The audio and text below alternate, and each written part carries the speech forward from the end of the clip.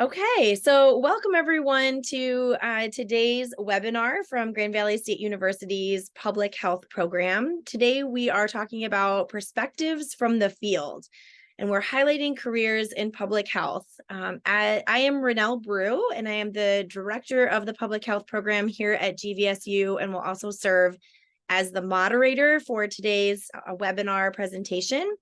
I am thrilled that we have an opportunity to have 4 keynote presenters today for our webinar from our alumni pool. Just a little bit of background about GVSU Public Health. Our program started in 2013, and since 2013, we have officially graduated from our program several hundred alumni that wear a hat of GVSU alumni with the credentials of a public health degree. And we're thrilled for that. And this is one of many great opportunities that we have built into our program where we can hear from our alumni and the great work that they're doing out in our field and learn from that experience that they will share with us. So today, we have 1 hour dedicated to spending time with 4 of our key alumni from various years that they have graduated. So you'll see on the webinar flyer here, we have their names listed in a year behind each of their names. Those are the years that they graduated from GVSU Public Health. And as you can see, we've got a wide span of years, which is very exciting. We'll be together today for about an hour, just hearing from each of the presenters and some of the work that they have done in public health and, some of their tips and tricks to being incredibly successful in their field. So I'm going to let each of them do introductions as we introduce the first question to them. Today, we're going to kick off by asking, can each of the individual presenters talk about their current position and how GVSU Public Health prepared them for their career? So my first speaker, if I could ask Shane, if you would introduce yourself, tell us a little bit about you, the work that you're doing. And then also, just how things are going in the field of public health since you've graduated from our program. Sure. Thanks for having me again. I do apologize. I'm still picking up my voice a little bit from the weekend, so I'm a little hoarse right now. But I have been in community health center space now shortly prior to starting my MPH, and then obviously since then from there. So I'm Shane Douglas. I'm the Chief Operating Officer for Neighborhood Health Association, which is located in Toledo, Ohio. It's a federally qualified health center or a community health center organization which I know is part of the curriculum. So you guys have heard a little bit, but we really do focus a lot on the underserved populations and those that have major barriers to basic healthcare needs around medical, dental, behavioral health, vision services, and wraparound services. And so I was one of the non-traditional students for the MPH program. I had taken a break between my undergraduate degree before pursuing a master's, and was working in the public promotion space with family healthcare or Baldwin Family Healthcare, and had worked at Cherry Health as well in Grand Rapids before coming to Ohio to this organization here. But I've spent a lot of time expanding on my knowledge from the GVSU program, and even learning more about how those different pieces fit together in my world. And I think even to this day, a lot of my conversations that I have with providers and different agencies around the organization and the staff that I work with is well rooted in a lot of the experience and even some of the coursework that we had from our degree and the work that we did. So I think, there was a lot of good experiences through not only the internship experience, but the networking opportunities that we had.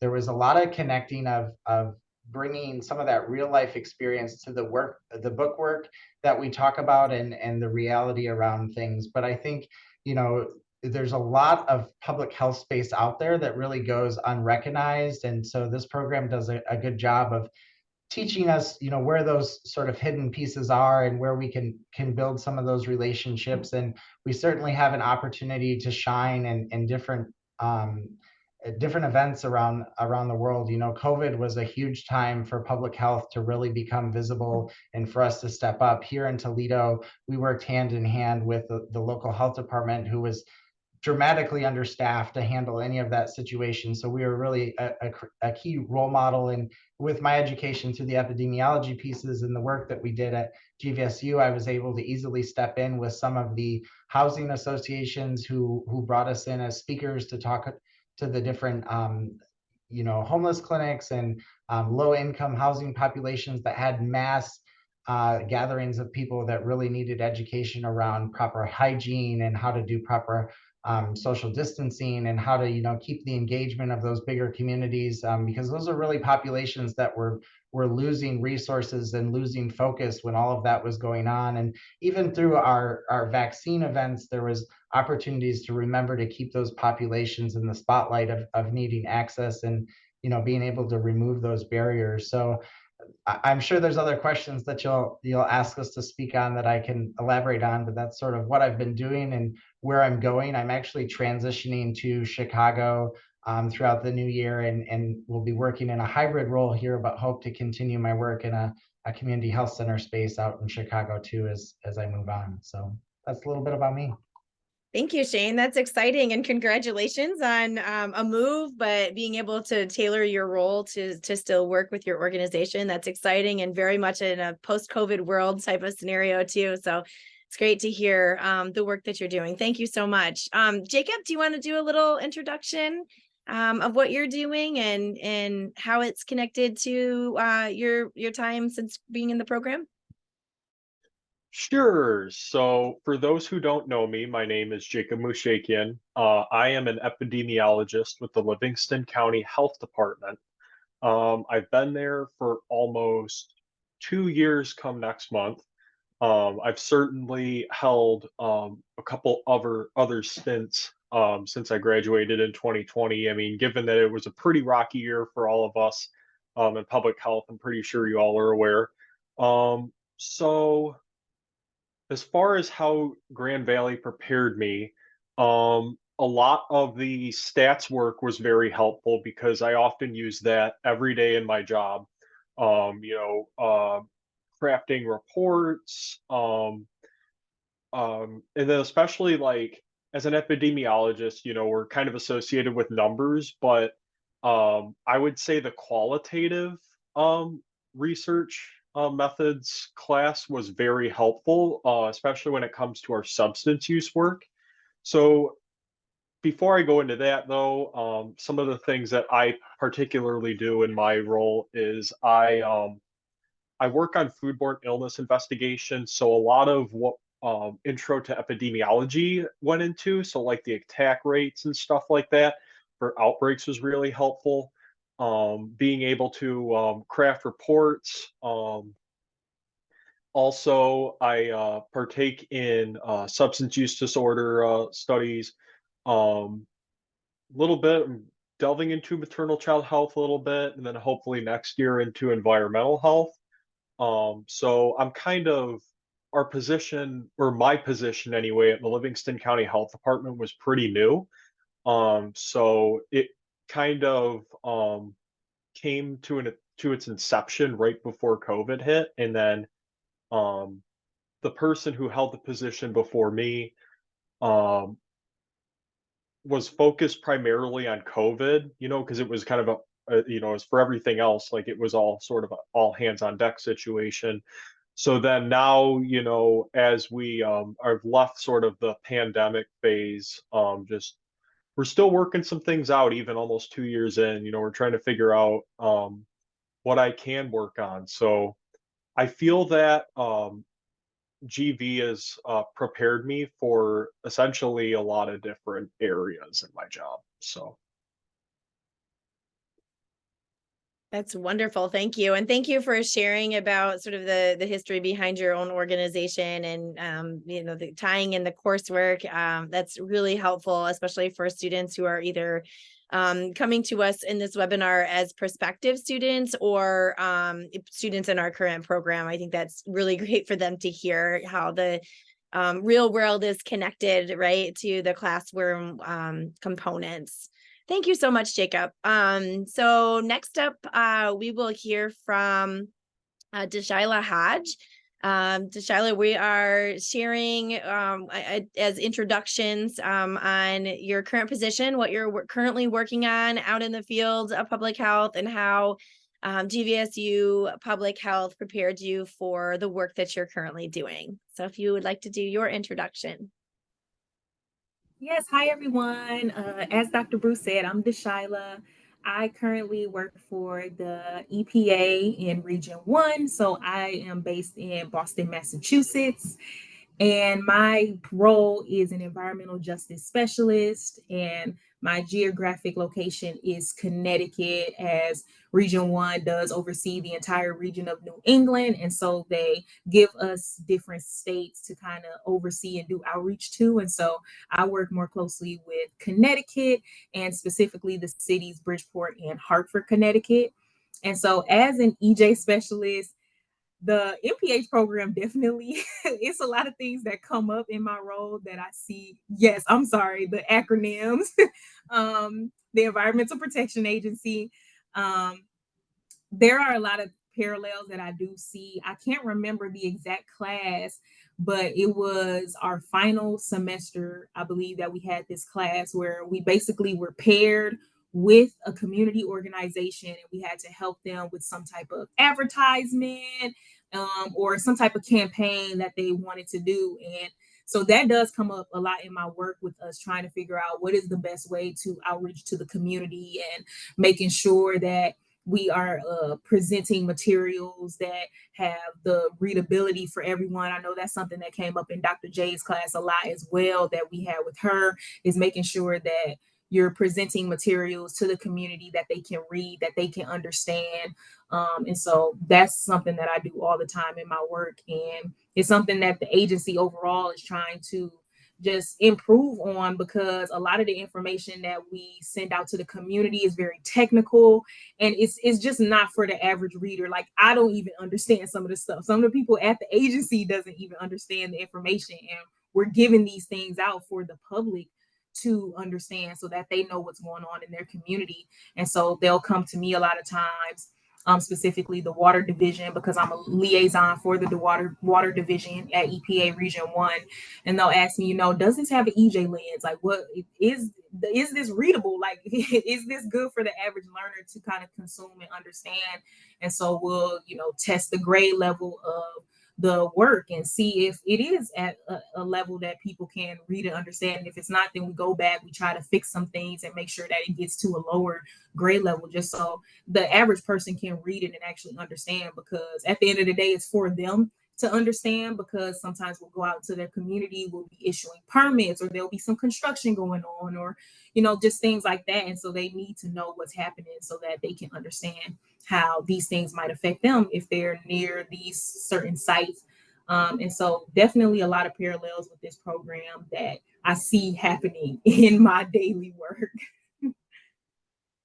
That's great. Thank you so much for the introduction and sharing with us the work that you're doing at the EPA. It's very exciting federal position. I can very clearly remember the celebration we had in PH 632, which is the class that she was referring to, on social campaigning and distribution, was the class where we did that community connected assignment on building a social marketing plan.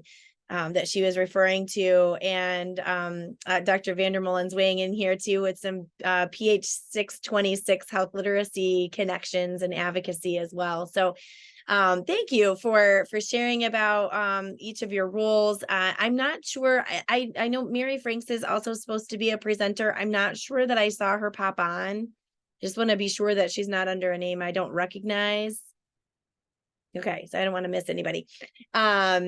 So that's great.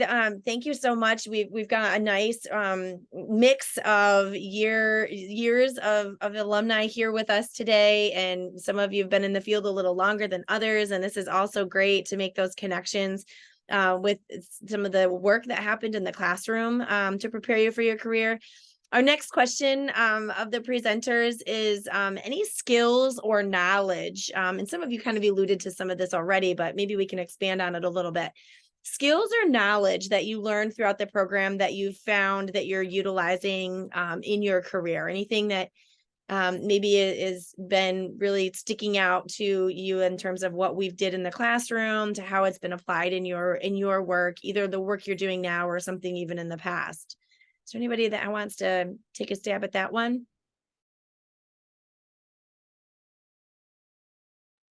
I'll jump in first. I think the biggest skill and knowledge that I gained through the program is really tying it all together. So I don't think there's health admin anymore, but I was one of the original health admins in the NPH program. And so having the epi pieces and the promotion pieces to be able to tie those together is still something that I use today. So there isn't a program or a site that we're opening that I'm not talking to marketing about, some of the important factors that need to be advertised, making sure that we're appropriately, displaying things. So one of the things we're opening later this month is a senior health focused specialty clinic to target some of the seniors in an area that has barriers to transportation and getting to some of those specialist visits. And he was sort of just following the same trend of, we'll throw some things up, we'll put the listing of the different specialists. And I said that it really doesn't work from a specialty standpoint. People don't understand specialty the same way that they do, primary care. You can't just list a cardiologist, a rheumatologist, a gastro, and assume that this population knows what those are. So, we talked about putting things like, do you have knee pain, or are you finding a new rash, and some of those other things that I pulled out of curriculum, and being able to tie all of the different pieces together, because I act as sort of the connecting guiding piece between the clinical team and all of the worker bees that help keep the ship moving for our business, and connecting to the audience. Obviously, once they're in the room, the providers are able to explain a lot of those things, but there's a whole nother world of attracting patients to the office and making sure patients are aware of when it's appropriate to talk to your primary care doc, or when it's appropriate to go to the ER, and how to get those messages across. I think the other thing that is important is just sharing the vast knowledge of what public health was. So I had such a smaller view from, I was really grown within the healthcare space of, it's sort of, this is what it is and this is how we do it. And, that experience piece is important, but having the core curriculum around, the reason why and the history of where it came about from, and, the different working pieces at all levels of government that interact with policy, and the politics around how policy is formed and how things get paid for, is a critical connecting piece that was missing, that folks that sort of work themselves from within as maybe front desk and move into manager roles, that they really miss out on those pieces, because it's not something that really gets a focus or a training on. So I was able to pull those knowledge pieces from the coursework and really apply that to my success from a career standpoint. Yeah, that's wonderful. Thank you so much. Jacob, Deshaila, do you want to add anything more to that on skills and knowledge that you've learned through the program that you found incredibly useful in the work that you're doing now? Yeah, I can touch on that a little bit. So I think, and I kind of went into it a little bit with like the qualitative research methods and all that stuff. I do think that having a wide range of classes, like including like the women and children's epi and the environmental health, at least from my position, that really helped, because eventually I'm going to be sort of like an all-purpose epi, so to speak. So I mean, I mainly work in communicable disease, but also being able to focus on the maternal child health aspects of my job, the substance use disorder aspects of my job, and then soon to be environmental health. Um, while you may not be while you may not be as passionate about, let's say, one part of public health over another, I do think that taking those classes are very helpful, and at least to getting like a baseline of like what you could be working on in your future career.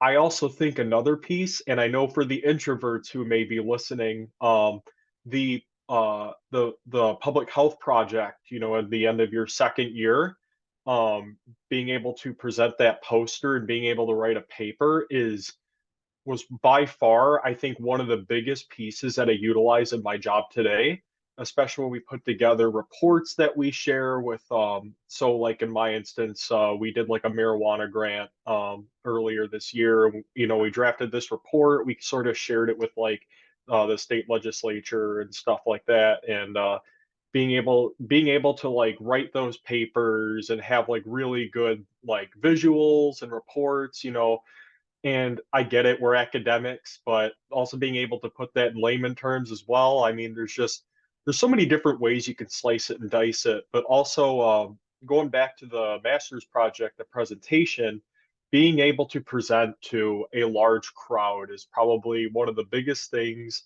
that I do also, and being able, and especially Dr. Brew, I had my poster there at the conference last month.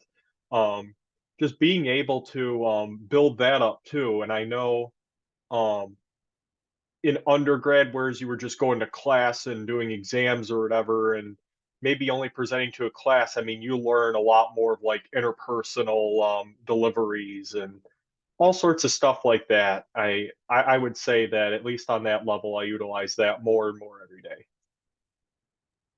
Yeah, thank you. That's very helpful. And I appreciate the tie to the project. Certainly we are year 2 students who may be on the line or watching this at some point are in the throes of that exact experience that you shared with our research project. It is a very stressful time, while the students are in the program, but it's great to hear that the fruits of the labor goes on beyond the program. Because I do think that is one of the experiences that's built into our curriculum. I think that is a little bit more daunting to students. But we, do our best as faculty mentors and community preceptors to really mentor students step by step through that process. And I think that while you're in it, it's sometimes hard to maybe appreciate what is being taken in the learning experience. And it's so wonderful to hear that on the other side of graduation, that's a skill set that is incredibly meaningful to the work that you're doing. And so I appreciate you bringing that up as an example. Thanks, Jacob. Deshaila is a newer graduate of our program. And I'm interested to hear sort of what you think about some of those skills and knowledge pieces that you've learned as you've taken them on to your first role in a federal position at the EPA. Tell us what you think about that. Yeah, I did kind of touch on some of the things, and I'm glad y'all put the names of the class in the chat. Yes, Dr. J's health advocacy and literacy class. Oh my goodness. This is probably the one class that shows up in my life the most. Because like I said, we do have a lot of public notice and fact sheets that we send out to the community, different permits that need to be issued. And so we'll develop 2-page fact sheets or public notice, and also give like public comment periods. And so it's become a thing now to analyze these fact sheets to make sure that anybody can even understand the information that we're trying to convey. And so when like just one that we did recently, the water division was issuing a permit, and so they needed to give out a fact sheet. And it was literally like a 14 grade level, which is like college level, master level reading. And on average, they say you should have it at grade level 8. So that it's more, people are able to understand the information better. And so I'm the person that they come to help, bring everything down and try to summarize the information better so that more people can understand it. And I just remember us talking about that a lot in Dr. J's health advocacy and literacy class. And so that's one thing that definitely shows up a lot, but also trying to figure out ways we should advertise to people and what's the best mode to get this information out. And so Dr. Brew, the campaign class that we had is also something that shows up, because it's like, what's the best way to make sure this information is related to this community? If it's a rural community, we obviously wouldn't put it on social media. We wouldn't do it. So, we have to think about those type of things to make sure that people actually receive this information, and also figuring out the demographics that live there. What are the languages that are there? And so making sure that we get things translated into the proper languages in the community. And so those two classes probably show up the most in my life, which is great. It was something to come up and I'll be like, wow, this is definitely a Dr. J moment right now. Like, oh, they show up a lot. And I remember where Dr. J had us do an exercise where we had to come up with like synonyms for certain words, or try to figure out, what's a simpler way to say these certain things. And so that's kind of how I approach when I do try to summarize or edit the information that we're sending out. I'm like, okay, what's a simpler way to say this? Or just, something that's not so technical. And, obviously some things just can't be so sparse down because they are so technical. You'll kind of take the integrity away from it. But I do try to summarize what we can, make sure that things are more simple so people can understand it. So those two classes definitely help me a lot. The other ones as well, but those are the two that come to mind right now. Yeah, that's very cool. Thank you.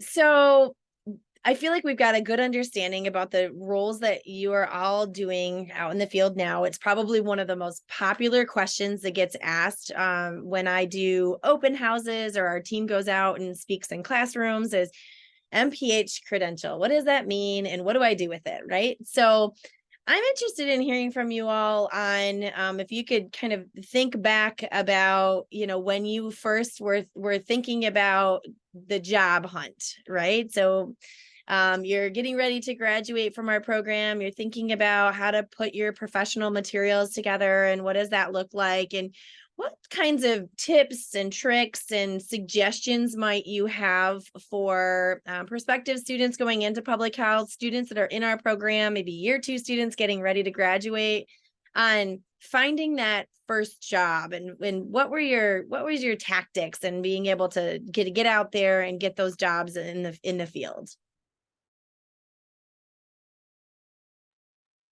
So I don't mind speaking up first. Oh, you can go ahead, Jacob. That's fine. Sorry, Deshaila. I'll go ahead and so mine was a bit unique in that prior to our graduation, obviously COVID happened. But so I think that what really helped me get those, get my first position before I became an epidemiologist with the health department was the papers and the reports that you make throughout your your course at the program. Keep those. And also if you have deliverables from your practicum, keep those too. That way when you go into like job interviews or your resume or anything like that, and they ask like, hey, can you show us some of the work you've done? Well, you have it and you can show them, because it's one thing to put it on a resume like, hey, I have experience in this, but being able to have those deliverables to show like during an interview or like in between interviews or like before a potential job offer, I think those are key, because those were some of the things that I utilized for my first position with the state of Michigan, in being able to show like, hey, this is some of the work I've done, check this out. It definitely strengthens your role in being able to hunt for your first position, and also being able to participate in conferences is also really helpful too. So the Michigan Premier Public Health Conference, the MPHA conference, GLC Sophie, which I personally haven't been to yet, but I know just being able to network and foster those relationships with the professional world will also help you get a leg up too. Yeah, thank you. I would definitely echo the sentiment about having sort of work product on hand. Something that we have implemented into the program is just a real strong emphasis and focus on our LinkedIn profiles, where we can sort of showcase, even if it's just like cover pages of some of those work products that Jacob mentioned. Just having a very strong and a very robust LinkedIn profile, and to be regularly active on that with some of those materials that you mentioned has been something that we've sort of adopted over the years in our program. And so I love hearing those examples Back in my day, it used to be like a professional portfolio, and now we've really just moved to a more of an electronic version of that. But certainly I've been in many spaces where they've asked for those work products and sort of samples of writing and things like that. So that's a great tip, Jacob. Thank you so much. And Tashaila, do you want to add to that? Yeah, I think those were all really good points, actually. And I was gonna mention how you all did kind of make us, develop our LinkedIn a little bit more and focus on like how we're presenting ourselves on LinkedIn and making sure that we have our resumes together and that they're up on LinkedIn, and working with I think it was Portfolium, where we kind of developed and made sure we kept certain things, and encouraging us to put your project on your resume, like make sure that you just have these things to reference, which I think are really good tips. I would also say just starting early, start looking for positions early. That's something that I did, and I knew I wanted to work in government as well. And if you know anything about government, it's a very slow process. And so if you plan to work in government, you want to work in government, and you are in your second year of the MPH program, I would say you need to start looking, like right now is the time, because the process can take very long. It took 8 months for me applying to actually start in my actual role. And so I know some people may not understand that process and think, oh, it's a quick turnaround just because the job announcements on USA Jobs may have a short time frame. You're not gonna start the job in 2 weeks. I promise. It's gonna take a really, really long time. So definitely starting early and making sure that you have like email alerts on like certain jobs that you may want, and like putting in different code words. Like I put in like community outreach or public health or justice, environmental justice, just certain things that you want to be pinged to you, so that those jobs will like come up in your emails regularly, so that you can apply for them and know what's going on. So I definitely say being proactive about it and starting early is also something to think about. Yeah, that's wonderful. And it is good.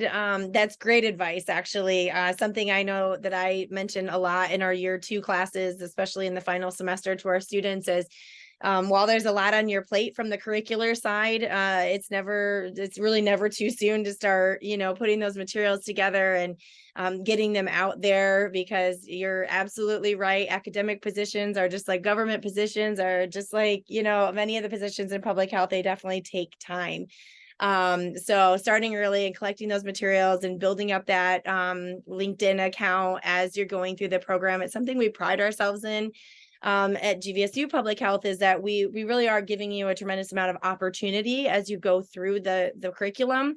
And so it's like everything else, right? It's what you make of it. So if you take advantage of those opportunities, you should also be showcasing them, right? And so we should be highlighting everything that we do throughout the time that we're in the program, or so that all can see, and that you have a repository of all of those great experiences. Because like you said, sometimes 20 months is a fast and furious amount of time to get a degree. And so much is happening while you're going through that process. It's almost, forgettable at some point that you have so much going on. And so to build the resume and to do it as it goes, and the LinkedIn is all great examples that you've shared. Shane, did you have anything you wanted to add to that? Just a couple of pieces. So the Grand Valley Public Health Program does a really good job in the intention of the assignments that they give, and I would encourage everyone to take them seriously, because they are true products of what you're going to encounter, and things that are going to give you knowledge to make you more marketable in the job space. But also there's opportunities to work smarter and not harder. I know Dr. Vandermolen and I think one of my other professors there sort of teamed up, because for my stats course and one of my other courses, I was able to just tweak the data in the report and be able to turn the same paper in for both courses and meet the requirements type of thing. But even the poster presentation at the end of the year, my poster, because it was so specific to medical assistance and direct input on operations of healthcare, was later used at national conference for health centers, and it's been used by Michigan Primary Care Association and the Ohio associations for some of the formularies that that our health centers use now to look at how we're staffing providers and things of that nature. But the other thing too is I talk to counterparts and even some of my other interviews that I've been in. If you talk the talk of public health and really show them that you understand it, and you know the theories, the philosophies, your approach, even though you might not know an answer to the question, you sort of have an idea of how you would approach that. Folks that know public health, that have worked in public health, that are NPH, that you might not be aware of, are going to pick up on that. There's key words that they understand. And I can't tell you, there's been so many times where I've been interviewed by even dentists and mid-level providers that have said, hey, you must have a background in public health, because we could really hear how you're connecting population to the work that we do. So it's important to really not be afraid to share your project work and what you did in the classroom, and take it seriously. Really think about the topics that you're picking and that you're working on to make sure that it's meaningful after you leave the program, and that it's not a waste of your time and education. That's wonderful. Thank you. Yes, we are incredibly intentional about the design and the scaffolding of the assignments in the program. A lot of that, I think, it's a little sometimes lost in translation between our design and students in the classroom. But I think one of the things that we're trying to spend a little bit more time trying to reinforce with the students in the class is that we are an accredited program, right? So we have this gold standard certification through the Council on Education for Public Health, and we are held to some very high standards through CEF to make sure we have checks and balances on all of the competencies and the foundational components of our program, and we take that incredibly serious. All of our faculty are heavily involved in the accreditation process, and they're, building their syllabi and their assignments to match, what is best practices in the field, right? And so to come to an accredited program, that's no small thing, right? So we encourage, when we talk to students who are thinking about our program, to really pay close attention to accreditation and what that means to you as going to an accredited program. And we obviously translate that into the classrooms as well. So I appreciate your acknowledgement as an alumni of those assignments that we do and the attention that's put behind them. And like I said, I think sometimes as a student, when you're going through the program, you don't even know to appreciate that. But maybe on the other side of it, it's and when you have chance as an alumni to reflect on that and start applying that work, that it's a little bit more powerful and a little more meaningful. So I certainly appreciate those sentiments, Shane. Thank you for that. I have one last question that it's technically two, and I'm going to kind of combine it into one for the three of you speakers, because I'd also love for a chance for us to turn over the webinar to our participants and let them be a little bit active with all of you as well in some Q&A. So I'm going to ask my last question, which is, what are you most proud of in going through the public health experience at GVSU, or what you enjoyed the most? So proud or enjoyed from your time and being with us at GVSU Public Health. And then we'll do a little Q&A, and at the end, we'll let you give some last minute tips and tricks on what it's like to be out in the field. So if anybody has something to start, it's proud moments and enjoyable experiences in the program.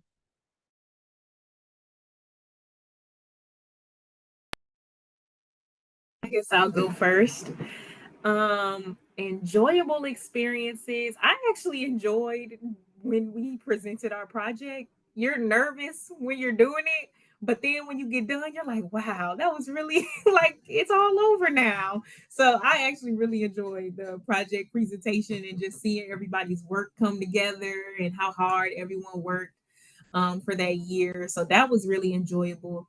I also really enjoyed Dr. Wallace's class. And I don't think I said it, but I was health promotion. I think it's evident with the classes that I've said that I went the health promotion track. But Dr. Wallace had a class, I think it was health disparities or something like that. And she assigned us like different books and groups. And then we really had really great discussions in that class and dialogue just about health disparities and different groups that are really affected by certain things more than others. And that class really just sparked a lot of good conversation. And I really enjoyed that class. I also really enjoyed Dr. J's food justice class. Oh, I talk about that class all the time. It makes me think about food differently and everything. It was a really, really great class, and just things that you just don't hear people talking about, just how healing food really can be. And I learned so much in that class, and we had really, really great discussions in that class. And I don't work specifically with food justice or anything, but I really, really enjoyed that class, and I do think about it when I am out in outreach into different communities, just because, you know, some people live in like food deserts or, you know, things like that. And so keeping just things like that in mind, that class was really helpful. So I really enjoyed those classes. Thank you. And thank you for several of the very specific examples too for the classwork connection. I appreciate that. And I'd love to hear a proud moment is Showcase Day. Like that makes me so, we call it Research Project Day. I think when you were with us, we've got a new name now, Showcase Day. Because for us, it is definitely a highlight of the program to see the students' work come together for project. It's a tremendous effort, right? It's 2 semesters worth of, you know, a lot of blood, sweat, and tears that go into these projects. And it truly is such a highlight day and a showcase day to highlight the work that the students do. And I love to hear that that was a proud moment for you, because it absolutely should be a proud moment. That's what it's intended to be. So that was great. I'm happy to hear that, Deshaila. Thank you. Shane, did you want to have the next spot? Sure. Yeah, I think my proudest moment is, you know, the opportunity to collaborate with our professors. And, you know, Grand Valley does a good job of bringing people in that have real life experience in public health. So it was just nice to be able to talk about, you know, real life examples and not have the directive sort of book focused conversations. And having the smaller cohort, you know, makes it easier for group conversation and to really share some of those real life experiences. So I think that was extremely beneficial to my time at Grand Valley. Thank you. Yes, very dedicated efforts towards the community engagement. That's something that actually APHA, I think it was 2016 or 17, there was a big push about, you know, just being so much more connected to the community. And, you know, in my opinion, public health is everything is community that we do somehow, some way, whether you're working directly in the community or you're working for the community behind the scenes. And to me, it bolsters the experience and being in the program to have those community-based experiences. And I can remember going and hearing this like big push for this at APHA and coming back and bringing it to the faculty meeting, to the table, and saying, okay, I'm going to challenge us to do something big and something very intentional with community partnerships. And so we sort of adopted it, right? We adopted this idea of doing that community connection, and it's been incredibly successful for those of you on the webinar, and even for our later years in graduation. We have over 300 community partners now that have been somehow, some way connected to the program over the last 11 years. And that is a number that is much larger than any other program at the university, and something that we are incredibly proud of. And every year it's new partners and it's new development from each individual faculty, and all of our courses, we're always adding and growing that initiative. So I'm super excited to hear that was something you enjoyed. So thank you for that. Jacob, did you have anything to add? Sure. So I think something that I really enjoyed about GVSU's public health program was, you know, kind of similar to what Shane said, you know, the smaller cohorts and being able to work closely with faculty and even your advisor. I mean, especially when you're planning your practicum or trying to figure out your project topic or anything like that. I mean, I really enjoyed sitting down with my advisor and talking with faculty about, you know, how to progress with, you know, projects and stuff like that. And then also just learning about who they are as people. I mean, not just the faculty, but like the students that you're in there with. I mean, I still keep tabs on many of the students that graduated in my cohort with me. And just being able to foster those friendships and partnerships and just keeping in touch. And you learn something from everybody. And so and I think uh, what I'm most proud of is, the project mainly, uh, being able, like you said, with the blood, sweat, and tears. I mean, it was a pretty huge hill to climb, but then once you got there and you're able to present what you did, I mean, that was a pretty it was a pretty inspiring moment for me. So I can say that that was a huge thing I'm proud of, and I'm proud of the friendships that I made along the way too. Yeah, there's something definitely to be said for the cohort model. I think it has its pros and cons, and we talk about that a lot as a faculty team. But there is something really beautiful with being able to bond with, like-minded students with the same interest areas, going into public health, and being able to have like that close-knit relationship. And I think that anyone who has graduated from the program, and even the students that are with us in the webinar today as participants, can attest to that being a very powerful and positive experience for going through the program in that cohort fashion. So I appreciate that feedback. I want to turn the table. We have a handful of minutes left, and I would love to just go to our participants and see if anybody has any great questions out there that we would ask. And I see Lawrence has got one for us in the chat ready to go, and I love that. Thanks, Lawrence. Thanks for sharing your wonderful experiences with us. Could you please tell us about student life at GVSU, and looking back, what advice you would give to prospective students on what to prioritize most when they join the MPH program? That's a great question, Lawrence. Thank you. And it's in the chat too, if you want to read it up again. So I can start and touch on this a little bit. So as far as student life goes, I would say a big key proponent, I would say, that's very helpful. As somebody who went to Oakland University for their undergrad and then went to Grand Valley for their master's, I would say don't go into the program expecting to be on your own, because if you are, I mean, you're going to have a pretty rough time. I mean, it's the big goal is to work with others. Like I said, many times, fostering those relationships, and even like getting involved in the public health society, like even if it's like those social events, or getting in on the events that they hold too, and just and I mean, I'm an introvert, and I'm sure some of you that are watching are also introverts too. I mean, it's hard to branch out a little bit, I get it, but um I mean, you want to have a good time too, right? And so being able to like I said, have those relationships and friendships with the rest of the cohort and the faculty will really, really make your time at GVSU and the public health program very helpful. Also being aware of the other services that GVSU has. So there's like the writing center, which will help with writing papers. There's the stat center too. So I mean, if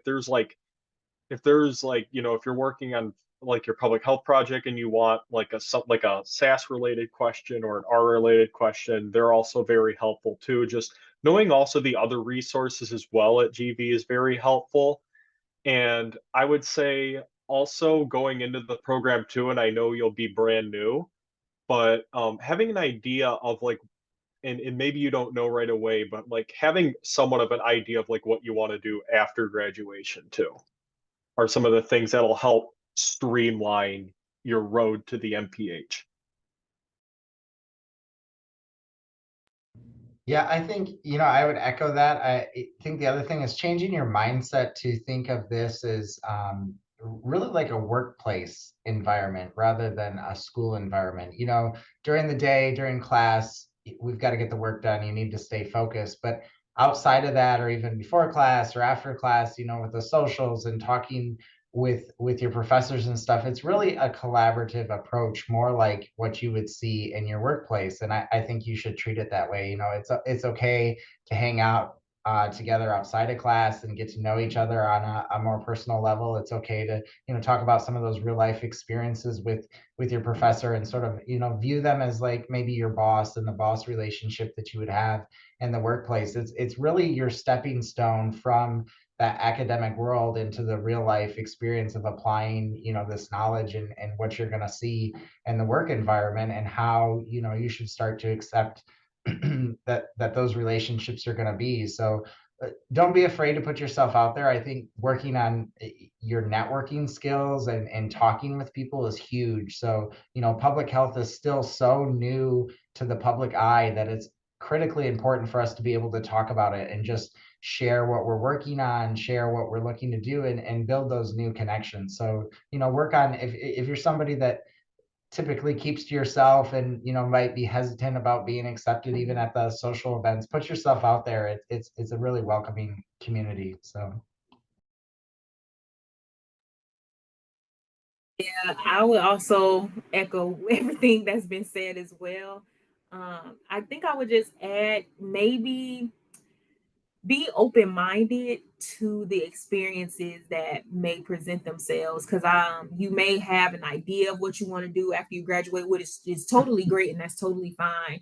But I think you'll find that sometimes when guest speakers come in, they're doing jobs that are so cool you probably never even heard of or never even knew was connected to public health, or even the classes that you'll have will present certain things to you that'll just kind of open up your mind to how big public health actually is. And so really taking all of these things in and just realizing all the opportunities that are right in front of you. And so don't kind of like marginalize yourself just to the things that you know, but really welcome the experience of others and the thoughts of others as well. Thank you. This has been incredibly great. I am so proud to have had these three very successful alumni from our GVSU public health program be with us today to provide all this great information and tips and tricks about their experiences and working in the field. We are all allies of this work that we are doing in various ways in public health.